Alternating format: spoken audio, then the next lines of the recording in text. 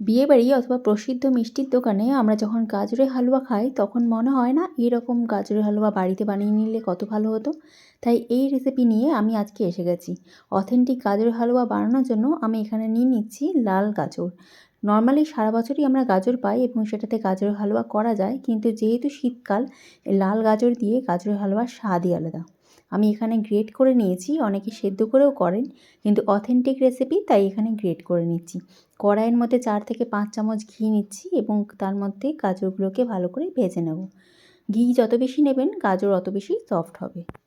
গাজরগুলোকে ততক্ষণ পর্যন্ত ভাজতে হবে যতক্ষণ না পর্যন্ত গাজর 80% সেদ্ধ হয়ে যায়। তারপরে আমি এখানে অ্যাড করে দেবো দুধ। আমার ফোনে চার্জ না থাকায় দুধ অ্যাড করেছি, সেটা আমি আপনাদের দেখাতে পারলাম না। আমি এখানে 2 কাপ দুধ নিয়ে নিয়েছি এবং ভালো করে মিশিয়ে এটাকে ঢেকে ঢেকে ভাজবো। মাঝে মাঝে ঢাকনা তুলে একটু নেড়ে চেড়ে নেবেন, না হলে নিচে লেগে যাওয়ার ভয় থাকবে। পুরো রান্নাটাই লো টু মিডিয়াম ফ্লেমে হবে। গাজর ভালো করে সেদ্ধ হলে আমি এখানে দিয়ে দেবো গুড়। আমি এখানে নলেন গুড় ব্যবহার করেছি। আর দিয়ে দেবো খোয়া ক্ষীর।